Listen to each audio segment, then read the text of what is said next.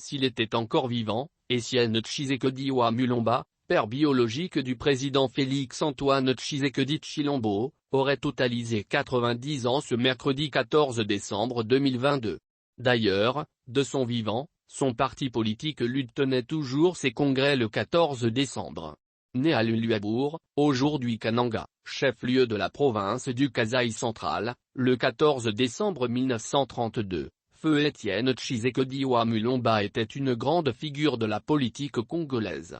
Cet originaire du territoire de Kabeya-Kamwanga s'est fait remarquer pour sa fermeté vis-à-vis du régime Mobutu qu'il qualifiait de dictatorial. Le même combat s'est poursuivi sous l'ère Kabila père et fils, jusqu'à sa mort le 1er février 2017. Alors étudiant à la faculté de droit, feu Etienne Tshisekedi Mulumba fut promu conseiller au parti politique Mouvement National Congolais, MNEC. De septembre 1960 à février 1961, le Sphinx de Limete était commissaire général adjoint à la justice dans le collège des commissaires généraux. Il s'agit d'un gouvernement des technocrates mis en place, après le départ massif et brusque des Belges et après le coup d'état militaire du 14 septembre 1960 de Mobutu, en vue d'assurer le fonctionnement normal de l'appareil de l'État, en attendant que les hommes politiques s'entendent. De 1961 à 1965, il fut recteur de l'École nationale de droit et d'administration, ANDA.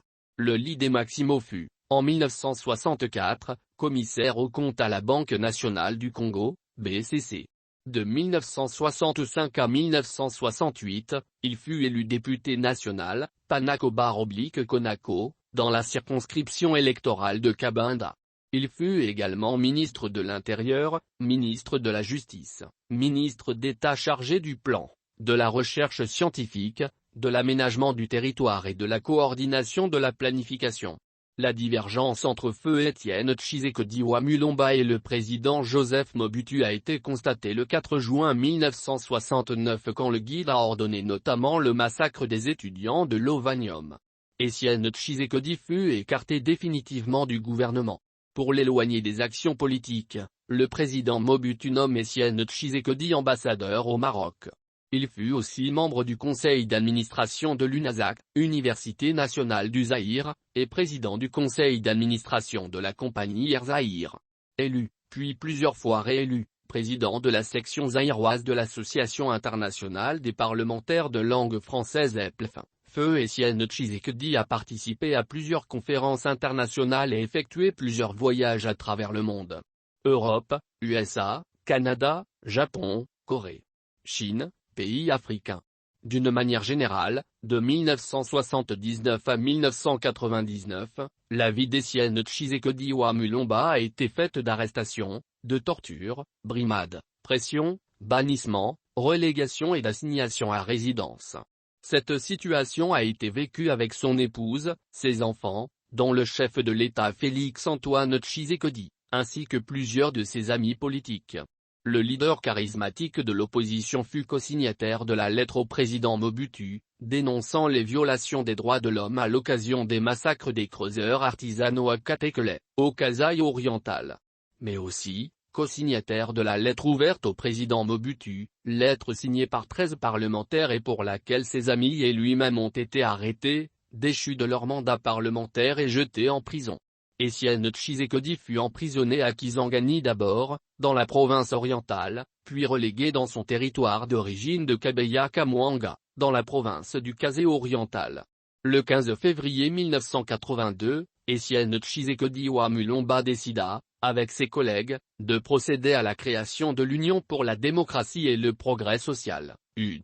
Cette étape fut suivie d'arrestations des fondateurs de ce parti dont certains ont été condamnés à 15 ans de prison ferme. Etienne Tshisekedi Mulumba fut envoyé dans la prison de Belingo, territoire de Osho. Après sa libération, l'homme a connu une relégation en novembre 1983 dans son village d'origine de Mupompa, avec son épouse et ses enfants. Il a également connu une relégation dans le territoire d'Izangi, dans l'ancienne province orientale. Le père biologique de l'actuel chef de l'État a subi des arrestations en octobre 1985 et a été condamné à 18 mois de prison ferme à la prison centrale de Makala, dans la ville de Kinshasa, pour outrage au chef de l'État. Libéré en février 1986, il fut arrêté en juin 1986 et a connu une relégation dans son village d'origine Mopompa au Casé-Oriental. Après une tournée d'information politique en Europe, aux États-Unis d'Amérique et au Canada, revenant de ce périple, Feu Etienne Tshisekedi Mulumba fut brutalement interpellé et molesté à l'aéroport de Njili. Son seul crime est d'avoir porté la cravate au cou.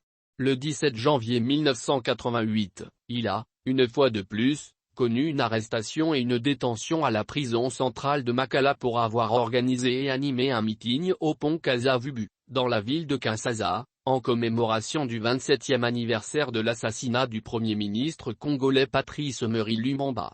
Il a été libéré le 11 mars 1988.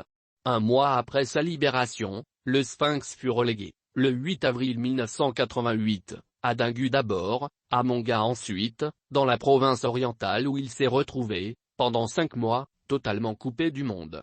Après sa libération le 22 septembre 1988, le 1er mars 1989, Etienne Tshisekedi Mulumba fut assigné à résidence dans son domicile pendant près de 14 mois, privé du droit de recevoir toute visite, et de sortir de sa résidence. Élu Premier ministre chef du gouvernement par la Conférence nationale souveraine avec 72% des suffrages exprimés au bulletin secret le 15 août 1992, le gouvernement Tshisekedi avait été empêché par Feu Mobutu de fonctionner, après 3 mois de gestion. Lorsque la guerre éclata dans la partie est du pays entre le régime AFDL de Kinshasa et ses anciens compagnons regroupés au sein du RCD, dans un appel solennel, pathétique et patriotique, Etienne Tshisekedi Mulumba invita toutes les parties belligérantes à arrêter la guerre et à privilégier la recherche d'une solution politique et diplomatique négociée à la crise congolaise. Dans son mémorandum adressé à la communauté internationale, au ONU, au président Laurent Désiré Kabila et aux pays voisins, le leader charismatique estimait que l'origine de cette deuxième guerre civile résidait dans le manque de démocratie et dans la mauvaise gouvernance du pays par le régime Kabila, et que la solution ne pouvait être que politique et diplomatique, issue des négociations politiques entre les représentants du pouvoir de Kinshasa, de l'opposition armée et de l'opposition interne. Il a même fait la proposition d'un plan de paix concret en ce sens. L'accord de paix qui a été signé à Lusaka entre toutes les parties en conflit, fut calqué au plan de paix proposé par le leader Maximo. Une solution politique et diplomatique négociée fut préconisée comme seul schéma incontournable pour ramener la paix et bâtir un nouvel ordre politique en RDC. Rappelons que le leader Maximo est mort le 1er février 2017 à Bruxelles, en Belgique, à l'âge de 84 ans, de suite de l'embolie pulmonaire.